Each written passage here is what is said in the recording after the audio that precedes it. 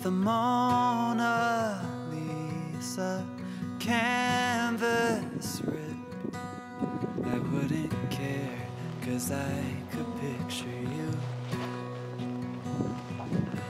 If the Tower of Pisa finally tipped, well then you'd know how hard I fell for you. If the world stopped turning tomorrow, if it all fell into Bonjour à toutes, bonjour à tous, bienvenue dans cette vidéo. Une vidéo qui commence un petit peu comme celle de la semaine dernière, puisque je suis arrivé juste avant le lever du soleil, qui va pas tarder derrière l'arbre. L'arbre, vous le reconnaissez, puisqu'on est au-dessus de Rochefort-en-Yvelines, hein, c'est cet endroit où j'étais venu il y a quelques semaines. Et en fait, si je suis revenu ici aujourd'hui, c'est parce que je voulais traiter d'un sujet avec vous, c'est comment on fait pour prendre une photo à contre-jour. Big Ben Tower ceased to ring. Alors là, j'ai augmenté un petit peu la difficulté puisque je suis en train de tourner, de faire un time-lapse avec le contre-jour, donc je suis pas sûr forcément du résultat. Mais enfin, on regardera ça plus tard sur l'ordinateur. Pour ce qui est de la technique de prise de vue, que ce soit une time-lapse ou que ce soit une photo, ça reste la même. Donc quand on photographie à contre-jour, le problème que l'on a, c'est qu'on a à la fois une partie basse sur l'image qui va être relativement sombre, et puis la partie haute justement qui va être relativement illuminée. Ou alors, comme dans un cas comme celui-ci, on va avoir un effet de silhouette. Donc l'effet de silhouette, c'est toujours assez intéressant. Maintenant, ce qui est intéressant aussi, c'est de pouvoir lui donner quand même quelques détails, et notamment au premier plan. Donc du coup, comment on va faire pour photographier en contre-jour? Alors il y a plusieurs techniques. Donc là, vous voyez, j'ai monté le filtre, donc le filtre dégradé. Donc le filtre dégradé, on avait déjà eu l'occasion d'en parler ensemble. Quand je vais le descendre en fait sur mon objectif, donc ça va masquer ou ça va atténuer les lumières sur les parties hautes, et donc justement ça va éviter le contre-jour. Donc ici avec l'arbre, c'est toujours un peu litigieux d'utiliser ce filtre, puisque en fait il va aussi masquer donc la partie haute de l'arbre, celle qui est en fait dans la partie du soleil. Donc c'est pas toujours une bonne idée. Bon, après maintenant avec les logiciels de traitement, on arrive toujours à reséparer, et justement on va en venir à ce sujet du logiciel de traitement. C'est-à-dire qu'une photo en contre-jour, maintenant avec la rangeabilité des appareils photo, c'est-à-dire cette possibilité qu'ils ont de photographier les basses et les hautes lumières sur une large plage, ça devient de plus en plus facile de faire un contre-jour. Donc je dirais que la tendance, ça va être de dire on ne monte pas de filtre, on prend une première photo, on va essayer d'exposer sans trop exposer sans trop cramer, comme on dit, sans trop brûler les hautes lumières, sans trop que les hautes lumières deviennent complètement blanches. Cramer la haute lumière, ça veut dire quoi? Ça veut dire que si je l'imprimais sur un papier blanc, et en fait les blancs resteraient blancs, il n'y aurait pas d'encre sur la partie du papier, puisqu'ils vont rester complètement blancs, sans couleur. Donc c'est ça, cramer ces lumières. Donc quand on va prendre la photo, on va essayer de l'exposer au maximum sans justement cramer les lumières. Donc je vais vous montrer sur l'histogramme ce que ça correspond. Et puis on va après sur les logiciels de traitement finalement répartir la lumière qu'on a pu capter sur le capteur pour créer des ombres, pour créer aussi du contraste dans l'image. On va prendre une première photo dans ces conditions-là. Et puis on va regarder après ce que ça donne sur l'ordinateur.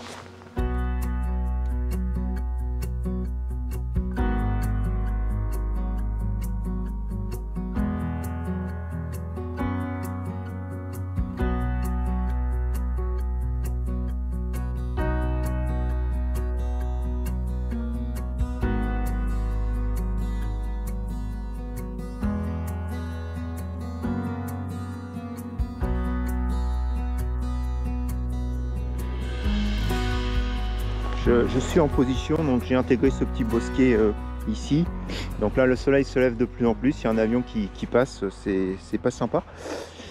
Je pense qu'il va être en plein milieu de mon time-lapse, mais bon, ça c'est un autre sujet. Donc vous voyez, en fait, avec le soleil qui se lève, donc on a beaucoup de haute lumière, et donc quand je parlais cramé, alors ça se voit peut-être difficilement, mais vous voyez bien cette ligne là sur les hautes lumières qui monte, et c'est tout cet effet finalement blanc que vous avez sur le haut de l'image, où si on imprimait, ça ne mettrait pas d'encre sur le papier, et le papier resterait complètement blanc. Alors là, au fur et à mesure que je touche sur l'écran, je dérègle ma mise au point. Donc on va remettre tout ça au centre, sur l'arbre, voilà.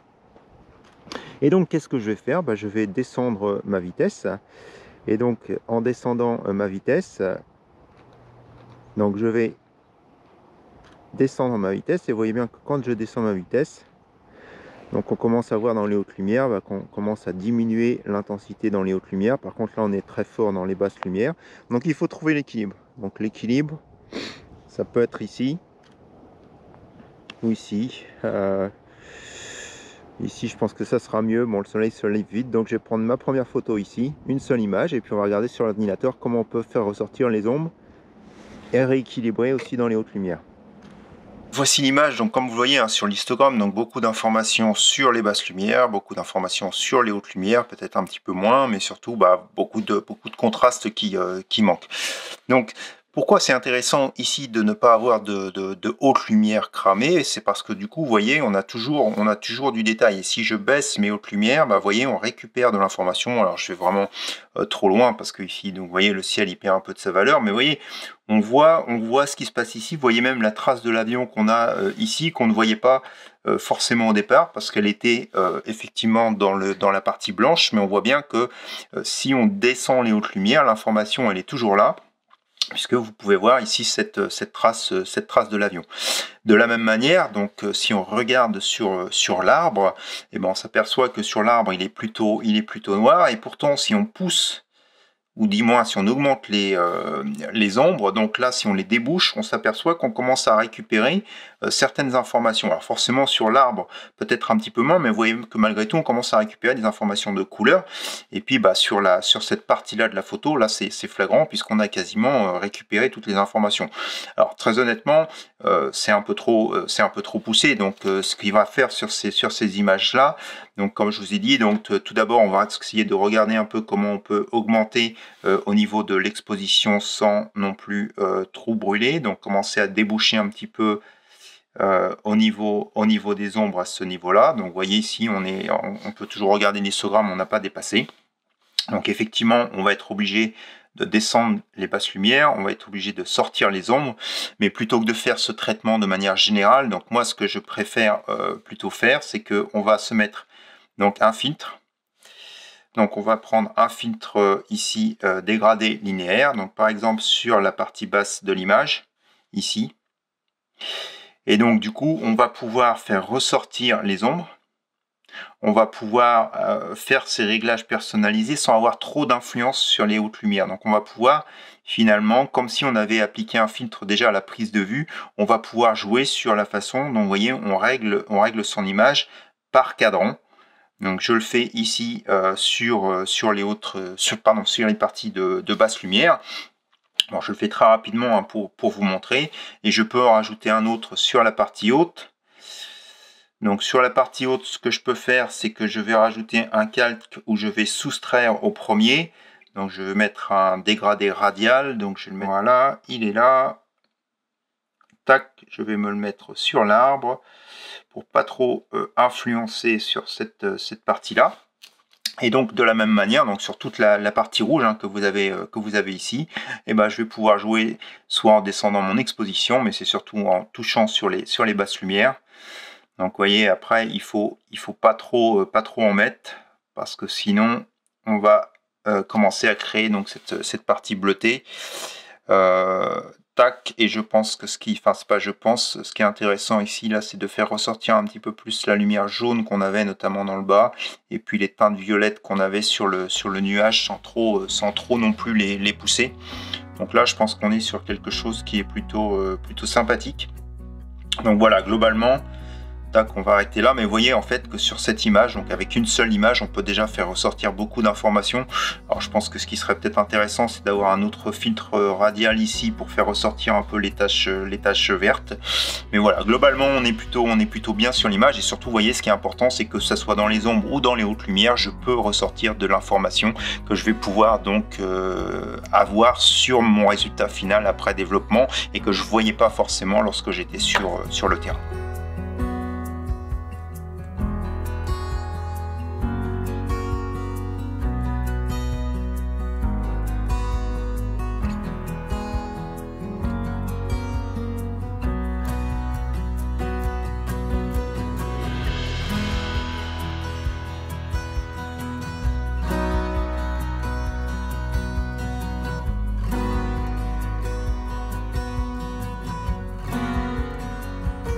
Donc on a vu ensemble comment prendre cette photo en contre-jour avec une seule image. Donc après on peut essayer d'améliorer la technique. Donc la seconde technique qu'on va utiliser, et bien cette fois-ci, ça va être de faire du bracketing. Donc le bracketing, je vous rappelle ce que c'est-à-dire qu'on prend des photos à différentes expositions et puis ces expositions là on va essayer ensuite de les assembler dans l'ordinateur pour avoir le maximum d'informations à la fois dans les basses et dans les hautes lumières.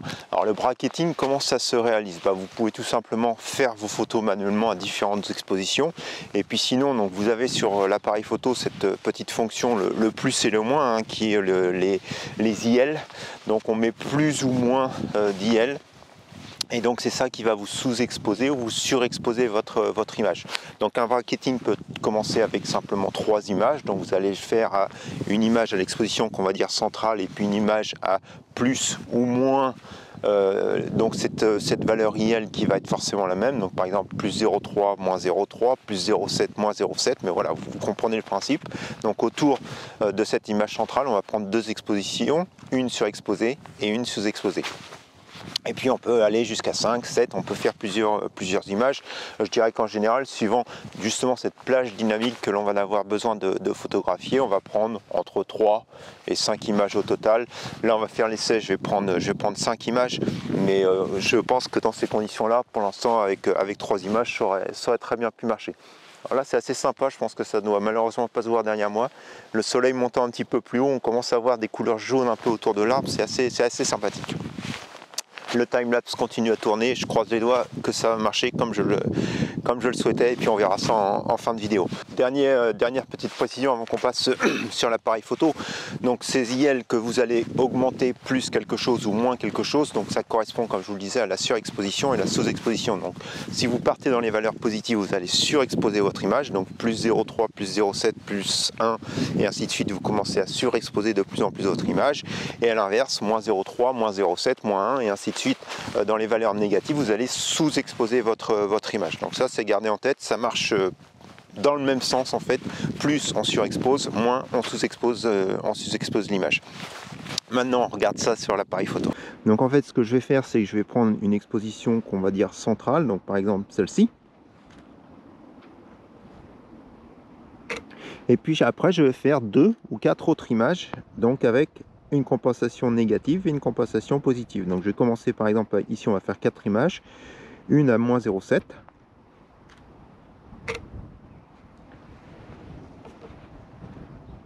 une à moins 0,3, une à plus 0,3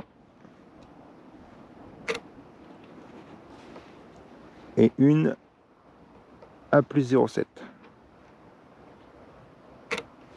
Alors je l'ai fait manuellement, si vous vous rappelez, on a fait une vidéo sur le HDR, c'est exactement la même technique. Donc certains appareils photo ont une fonction automatique pour faire ce bracketing que vous pouvez utiliser. Bon là j'ai voulu vous montrer vraiment comment ça se passe si on n'a pas cette fonction, donc je l'ai fait manuellement. Et puis maintenant on va regarder donc ces 5 images.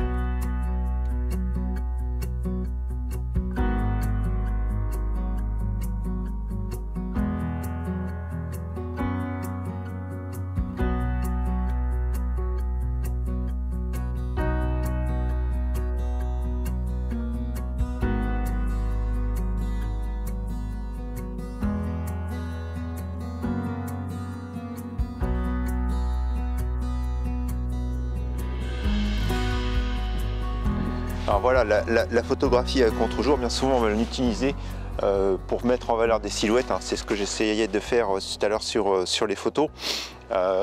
Et puis aussi on peut l'utiliser pour le jeu des lumières dans les feuillages. Donc là je suis face au soleil, donc vous voyez que le soleil éclaire cette face en fait des feuilles, ce qui lui donne une couleur un petit peu orangée, un petit peu jaunâtre. C'est super joli.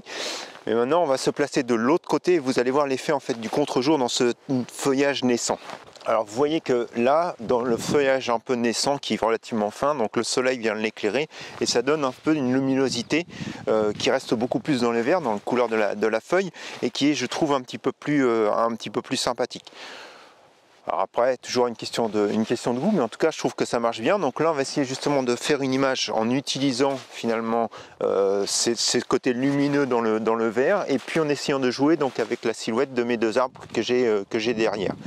Donc je vais essayer de trouver ma composition, de me mettre en position, et puis je vous montre ce que ça donne. Bon, ok, je vais essayer de filmer l'appareil photo, l'arrière de l'appareil photo. Je suis pas sûr que vous allez voir correctement. Donc là, en fait, je suis donc en train de photographier donc mon arbre. Donc c'est un boulot qui est en train de pousser. Je veux le photographier au contre-jour justement pour ce que je vous expliquais, ces couleurs à travers, enfin ces lumières plutôt à travers les feuillages. Donc la première chose, c'est que je peux monter mon filtre. Donc vous allez voir, quand je le descends, ça va effectivement avoir un impact sur la partie haute de la photo, donc en baissant les lumières.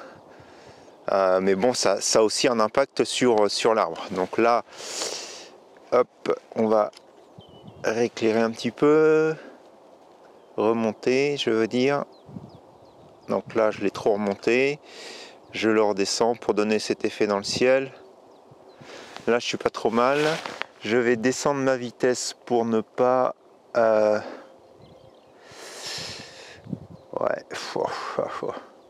Voilà, je crois que je suis au maximum de toute façon, parce que sinon je commence à cramer. Vous voyez ce que je vous expliquais tout à l'heure, là sur la haute lumière. Je vois un petit trait là qui commence à monter. Il n'est pas encore tout à fait en haut, on me dirait. Donc ouais, le 1/30e, ça peut être une bonne vitesse.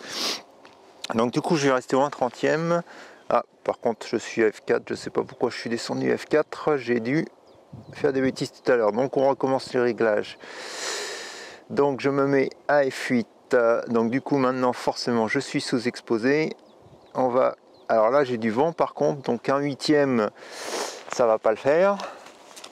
Donc on va monter en sensibilité.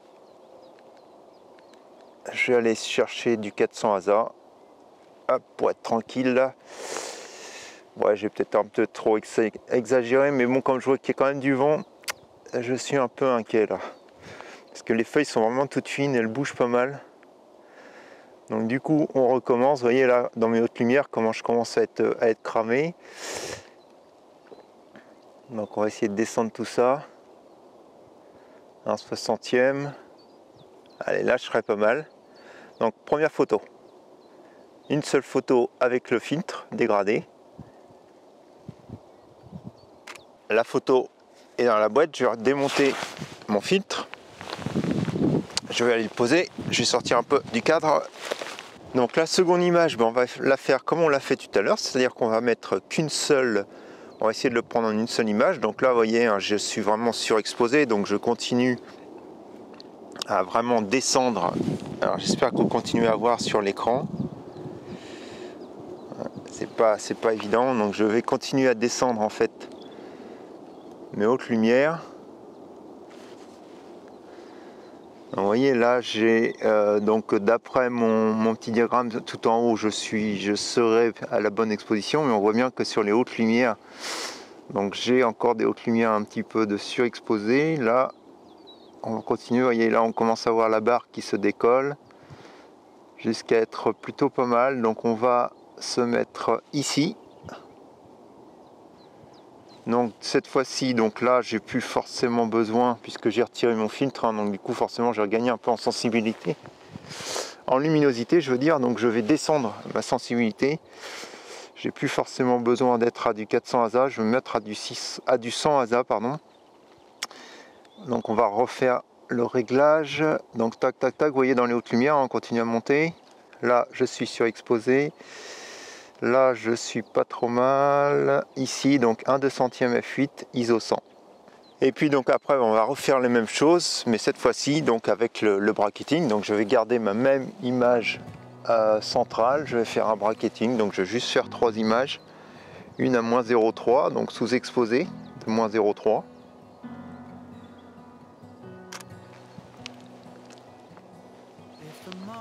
Une surexposée de plus 0,3. Et donc maintenant on va aller regarder ce que tout ça donne sur l'ordinateur.